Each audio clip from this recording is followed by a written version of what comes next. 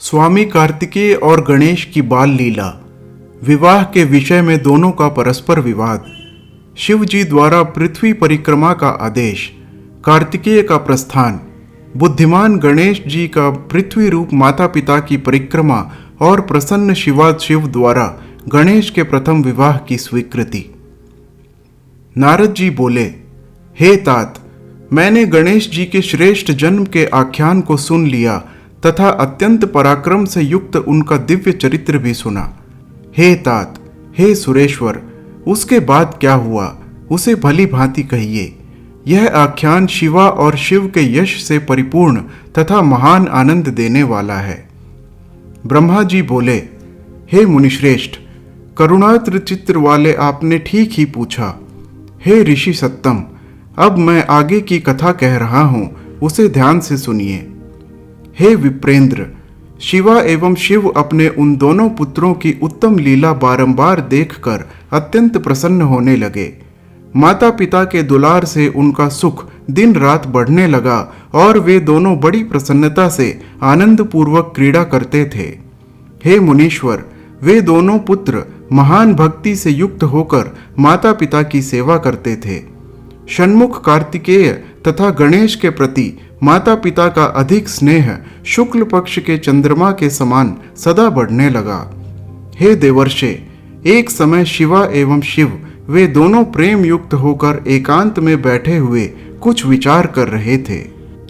शिवा शिव बोले, अब हमारे ये पुत्र विवाह के योग्य हो गए हैं, अतः इन दोनों का शुभ विवाह कैसे किया जाए। जिस प्रकार षण्मुख प्रिय है उसी प्रकार गणेश भी प्रिय हैं। इस प्रकार की चिंता में पड़े हुए वे दोनों लीला का आनंद लेने लगे। हे मुने, अपने माता पिता का यह विचार जानकर वे दोनों पुत्र उनकी इच्छा से विवाह के लिए लालायित हो उठे। मैं विवाह करूंगा, इस प्रकार बारंबार कहते हुए दोनों आपस में विवाद करने लगे। जगत के अधिपति वे दोनों शिवा और शिव उनके वचन को सुनकर लोकाचार की रीति का आश्रय लेकर महान आश्चर्य में पड़ गए। अब क्या करना चाहिए और किस प्रकार इनके विवाह की विधि संपन्न की जाए, ऐसा निश्चय करके उन दोनों ने एक अद्भुत युक्ति रची। किसी समय बैठकर माता पिता ने अपने दोनों पुत्रों को बुलाकर कहा। शिवा शिव बोले, हमने तुम दोनों के लिए एक सुखदायी नियम बनाया है। हे उत्तम पुत्रों, उसे प्रीति से सुनो, हम लोग यथार्थ रूप से कह रहे हैं। तुम दोनों ही पुत्र समान भाव से हमें प्रिय हो, इसमें कोई विशेष नहीं है। अतः हम लोगों ने तुम दोनों पुत्रों के लिए एक कल्याणप्रद शर्त रखी है। तुम दोनों में से जो कोई भी संपूर्ण पृथ्वी की परिक्रमा कर पहले चला आएगा, उसी का शुभ लक्षण संपन्न विवाह पहले किया जाएगा। ब्रह्मा जी बोले, उन दोनों का वचन सुनकर महाबली कार्तिकेय पृथ्वी की परिक्रमा करने के लिए बड़ी शीघ्रता से घर से चल पड़े। किंतु बुद्धिमान गणेश जी अपनी सद्बुद्धि से चित्त में बारंबार विचार करके वहीं स्थित रहे कि अब मुझे क्या करना चाहिए और कहाँ जाना चाहिए। मैं तो लांघ भी नहीं सकता हूँ, कोस भर चलने के बाद मैं पुनः चल नहीं सकता। फिर इस पृथ्वी की परिक्रमा करके मैं कौन सा सुख प्राप्त कर सकूंगा। ऐसा विचार कर गणेश जी ने जो किया उसे आप सुनिए। विधि पूर्वक स्नान करके स्वयं घर आकर वे माता पिता से कहने लगे। गणेश जी बोले, हे तात, आप दोनों की पूजा के लिए मेरे द्वारा स्थापित इस आसन पर आप लोग बैठ जाइए और मेरा मनोरथ पूर्ण कीजिए। ब्रह्मा जी बोले, उनकी बात सुनकर पार्वती और परमेश्वर पूजा ग्रहण करने के लिए आसन पर बैठ गए। गणेश जी ने उन दोनों का पूजन किया और बारंबार उनकी परिक्रमा की। इस प्रकार 7 परिक्रमा की तथा 7 बार प्रणाम किया। हे तात, बुद्धि सागर गणेश जी ने बारंबार उनकी स्तुति कर हाथ जोड़कर प्रेम विह्वल अपने माता पिता से कहा। गणेश जी बोले, हे माता एवं हे पिता, आप मेरी श्रेष्ठ बात सुनिए, अब शीघ्र ही मेरा सुंदर विवाह कर दीजिए। ब्रह्मा जी बोले, इस प्रकार महात्मा गणेश जी का वचन सुनकर माता पिता ने महाबुद्धि गणेश जी से कहा। शिवा शिव बोले, तुम भी वन सहित पृथ्वी की ठीक ठीक परिक्रमा करो। कुमार गया हुआ है, वहां तुम भी जाओ और पहले चले आओ। ब्रह्मा जी बोले, इस प्रकार माता पिता के इस वचन को सुनकर गणेश जी संयत तथा कुपित होकर कहने लगे। गणेश जी बोले, हे माता एवं हे पिता, आप दोनों धर्म रूप और अत्यंत विद्वान माने गए हैं, अतः हे श्रेष्ठ, मेरी धर्म सम्मत बात को ठीक ठीक सुनिए। मैंने तो 7 बार पृथ्वी की परिक्रमा की है, तब हे माता पिता, आप दोनों ऐसा क्यों कह रहे हैं? ब्रह्मा जी बोले, उसके बाद गणेश जी का वचन सुनकर महालीला करने वाले उन दोनों शिवा शिव ने लौकिक रीति का आश्रय लेते हुए कहा। माता पिता बोले, हे पुत्र, तुमने अति विशाल 7 द्वीप वाली समुद्र पर्यंत फैली हुई तथा घोर जंगलों से परिव्याप्त पृथ्वी की परिक्रमा कब की? ब्रह्मा जी बोले, हे मुने, शिवा शिव के इस वचन को सुनकर महाबुद्धि के निधान पुत्र गणेश जी यह वचन कहने लगे। गणेश जी बोले, मैंने आप दोनों माता पिता शिवा और शिव का पूजन करके अपनी बुद्धि से समुद्र पर्यंत पृथ्वी की परिक्रमा कर ली। इस प्रकार का वचन वेदों, शास्त्रों तथा धर्मशास्त्रों में विद्यमान है। क्या यह वचन सत्य है अथवा सत्य नहीं है? माता पिता का पूजन कर जो उनकी परिक्रमा कर लेता है, उसे पृथ्वी की परिक्रमा करने से होने वाला फल निश्चित रूप से प्राप्त हो जाता है। जो माता पिता को घर में छोड़कर तीर्थ स्थान में जाता है, उसके लिए वह वैसा ही पाप कहा गया है जो उन दोनों का वध करने से लगता है। माता पिता का चरण कमल ही पुत्र के लिए महान तीर्थ है, अन्य तीर्थ तो दूर जाने पर प्राप्त होता है। यह तीर्थ सन्निकट रहने वाला सुलभ और धर्मों का साधन है। पुत्र के लिए माता पिता तथा स्त्री के लिए पति ही घर में सर्वोत्तम तीर्थ है। वेद और धर्मशास्त्र निरंतर ऐसा कहते हैं, आप लोगों को भी यही करना चाहिए, अन्यथा ये असत्य हो जाएंगे। ऐसी स्थिति में आपका स्वरूप ही असत्य हो जाएगा और तब वेद भी असत्य हो जाएंगे, इसमें संशय नहीं है। अतः अब मेरा शुभ विवाह शीघ्रता से कीजिए अथवा वेदों और शास्त्रों को मिथ्या कहिए। हे धर्म स्वरूप माता पिता, इन दोनों में जो श्रेष्ठतम हो उसी को ठीक ठीक विचार कर प्रयत्न पूर्वक कीजिए। ब्रह्मा जी बोले, तब ऐसा कहकर बुद्धिमानों में श्रेष्ठ उत्कृष्ट बुद्धि वाले पार्वती पुत्र गणेश जी मौन हो गए।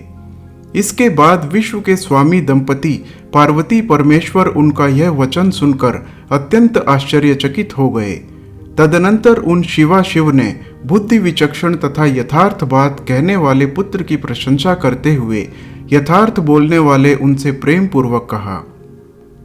शिवा शिव बोले, हे पुत्र, तुझ महात्मा में निर्मल बुद्धि उत्पन्न हुई है। तुमने जो बात कही है वह सत्य ही है, इसमें संदेह नहीं है। संकट उपस्थित होने पर भी जिसकी बुद्धि में विशेषता बनी रहती है, उसका दुख उसी प्रकार दूर हो जाता है जैसे सूर्य के उदय होने पर अंधकार दूर हो जाता है। जिसके पास बुद्धि है उसी के पास बल है, बुद्धिहीन को बल कहाँ से प्राप्त होगा?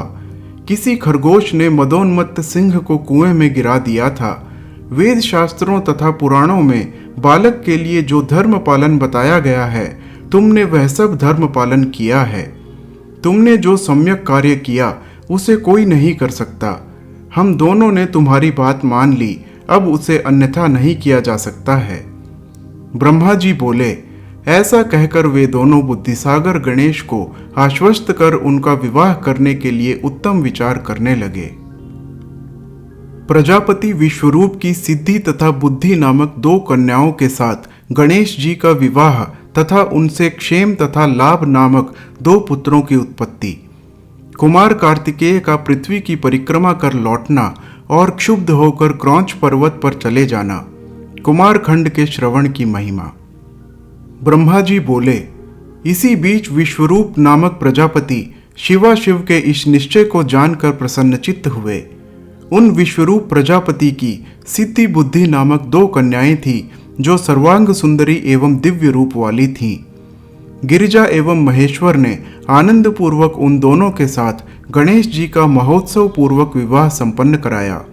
सभी देवता प्रसन्न होकर उस विवाह में आए। जैसा पार्वती एवं शंकर का मनोरथ था, वैसे ही विश्वकर्मा ने गणेश का विवाह किया। देवता तथा ऋषिगण अत्यंत प्रसन्न हुए। हे मुने, उस समय गणेश को भी उन दोनों से अति दुर्लभ सुख प्राप्त हुआ। उस सुख का वर्णन नहीं किया जा सकता है। कुछ समय बीतने पर महात्मा गणेश जी को उन दोनों भार्याओं से 2 दिव्य पुत्र उत्पन्न हुए। गणेश जी की सिद्धि नामक पत्नी से क्षेम नामक पुत्र हुआ तथा बुद्धि से लाभ नामक परम सुंदर पुत्र उत्पन्न हुआ। इस प्रकार गणेश जी अचिंत्य सुख का उपभोग करने लगे। इसके बाद शिव जी के दूसरे पुत्र पृथ्वी की परिक्रमा कर वहां आ गए। उसी समय महात्मा नारद उनके घर पहुंच गए और उन्होंने कहा, हे कार्तिकेय, मैं यथार्थ कह रहा हूं, असत्य नहीं, न छल से अथवा न मत्सर से कह रहा हूं। तुम्हारे माता पिता शिवाशिव ने जो कार्य किया है उसे इस लोक में कोई नहीं कर सकता। यह मैं सत्य सत्य कह रहा हूं। उन लोगों ने पृथ्वी की परिक्रमा का बहाना बनाकर तुम्हें घर के बाहर निकालकर गणेश जी का उत्तम तथा अत्यंत शोभन विवाह कर दिया। इस समय गणेश जी का विवाह हो गया है। उन्हें विश्वरूप प्रजापति की अत्यंत मनोहर रत्न रूपा 2 कन्याएं स्त्री के रूप में प्राप्त हुई हैं। शुभ अंगों वाली उन दोनों पत्नियों से उन्होंने 2 पुत्र भी उत्पन्न किए हैं। सिद्धि से क्षेम तथा बुद्धि से लाभ नामक सर्व सुखप्रद पुत्र प्राप्त किए हैं। इस प्रकार वे गणेश अपनी दोनों पत्नियों से 2 पुत्र प्राप्त कर माता पिता के मत में रहकर निरंतर सुखोपभोग कर रहे हैं। छल पूर्वक दी गई माता पिता की आज्ञा से तुमने समुद्र वन सहित पृथ्वी की परिक्रमा कर डाली। हे तात, उनका यह फल तुम्हें प्राप्त हुआ। हे तात, तुम्हारे माता पिता ने जो छल किया है उस पर तुम विचार करो। जब अपने स्वामी ऐसा कर सकते हैं तो दूसरा क्या नहीं कर सकता। तुम्हारे उन माता पिता ने यह अनुचित कार्य किया है, तुम इस पर विचार करो। मेरे विचार से तो यह मत ठीक नहीं है। यदि माता ही विष दे दे, पिता बेच दे और राजा सर्वस्व हर ले तो फिर किससे क्या कहा जा सकता है। हे तात, जिस किसी ने भी इस प्रकार का अनर्थकारी कार्य किया हो उसका मुख शांति की इच्छा रखने वाले बुद्धिमान पुरुष को नहीं देखना चाहिए। यह नीति श्रुतियों, स्मृतियों तथा शास्त्रों में सर्वत्र कही गई है। मैंने उससे तुम्हें कह दिया, अब तुम जैसा चाहो वैसा करो। ब्रह्मा जी बोले, हे नारद, महेश्वर के मन की गति जानने वाले, आपने उन कुमार से इस प्रकार का वचन कहकर मौन धारण कर लिया। तब कुमार स्कंद भी माता पिता को प्रणाम कर क्रोधाग्नि से जलते हुए शिवाशिव के मना करने पर भी क्रौंच पर्वत पर चले गए। माता पिता ने कहा, हे कार्तिकेय, मना करने पर भी इस समय तुम क्यों जा रहे हो? किंतु इस प्रकार रोके जाने पर नहीं, ऐसा कहकर वे कुमार चलने लगे और बोले, हे तात, मैं अब यहाँ क्षणमात्र भी नहीं रह सकता, क्योंकि आपने मुझ पर प्रीति न कर ऐसा कपट किया है। इस प्रकार कहकर हे मुने, दर्शन मात्र से ही सबका पाप हरने वाले कुमार कार्तिकेय वहां चले गए और तभी से वे आज भी वहीं पर हैं। हे देवर्षे, उसी दिन से लेकर वे शिवपुत्र कार्तिकेय कुमार ही रह गए। उनका यह नाम तीनों लोकों में प्रसिद्ध है। यह शुभदायक, सब पापों को नष्ट करने वाला, पुण्य स्वरूप तथा ब्रह्मचर्य प्रदान करने वाला है। कार्तिक पूर्णिमा के दिन सभी देवता, ऋषि, मुनि तथा सभी तीर्थ कुमार के दर्शन के निमित्त जाते हैं। कृत्तिका नक्षत्र युक्त कार्तिक पूर्णिमा तिथि में जो कुमार का दर्शन करता है उसके पाप भस्म हो जाते हैं और उसे मनोवांछित फल की प्राप्ति होती है। स्कंद का वियोग होने पर पार्वती जी भी दुखित हुई और उन्होंने दीन होकर शिव जी से कहा, हे प्रभु, आप मेरे साथ वहां चलिए। तब उनको सुखी करने के लिए शंकर जी स्वयं अपने अंश से क्रौंच पर्वत पर गए। वहां मल्लिकार्जुन नामक सुखदायक ज्योतिर्लिंग प्रतिष्ठित है। अपने भक्तों की अभिलाषा पूर्ण करने वाले तथा सज्जनों को शरण देने वाले शिव जी पार्वती के साथ आज भी वहां दिखाई पड़ते हैं। तब पार्वती सहित उन शिव को आया हुआ जानकर वे कुमार विरक्त होकर वहां से अन्यत्र जाने को उद्यत हुए। तब देवताओं तथा मुनियों के बहुत प्रार्थना करने पर भी वे कार्तिकेय उस स्थान से 3 योजन दूर हटकर निवास करने लगे। हे नारद, पुत्र के स्नेह से आतुर वे दोनों शिवाशिव कुमार के दर्शन के लिए पर्व पर्व वहां पर जाते रहते हैं। अमावस्या के दिन वहां शिव जी स्वयं जाते हैं एवं पूर्णमासी के दिन पार्वती निश्चित रूप से उनके स्थान पर जाती हैं। हे मुनीश्वर, आपने कार्तिकेय तथा गणेश्वर का जो जो वृतांत पूछा, मैंने यह श्रेष्ठ वृत्तांत आपसे वर्णित किया। इस कथा को सुनकर बुद्धिमान मनुष्य समस्त पापों से छूट जाता है और अपनी संपूर्ण अभिलषित शुभ कामनाओं को प्राप्त करता है। जो इस कथा को पढ़ता है अथवा पढ़ाता है, सुनता है अथवा सुनाता है, वह सभी मनोरथ प्राप्त कर लेता है, इसमें संदेह नहीं करना चाहिए। ब्राह्मण ब्रह्मचर्यसी तथा क्षत्रिय विजयी हो जाता है, वैश्य धन से संपन्न हो जाता है और शूद्र श्रेष्ठता को प्राप्त कर लेता है। रोगी रोग से मुक्त हो जाता है और भयभीत व्यक्ति भय से मुक्त हो जाता है। वह मनुष्य भूत प्रेत आदि बाधाओं से पीड़ित नहीं होता है। यह आख्यान पाप रहित, यश तथा सुख को बढ़ाने वाला, आयु में वृद्धि करने वाला, स्वर्ग की प्राप्ति कराने वाला, अतुलनीय तथा पुत्र पौत्रादि प्रदान करने वाला, मोक्षदायक शिव विषयक ज्ञान को देने वाला, शिवाशिव का प्रीतिकारक तथा शिव की भक्ति को बढ़ाने वाला है। भक्तों तथा निष्काम मुमुक्षुओं को शिव जी के अद्वैत ज्ञान देने वाले कल्याणकारक तथा सदा शिव में इस आख्यान का सदा श्रवण करना चाहिए।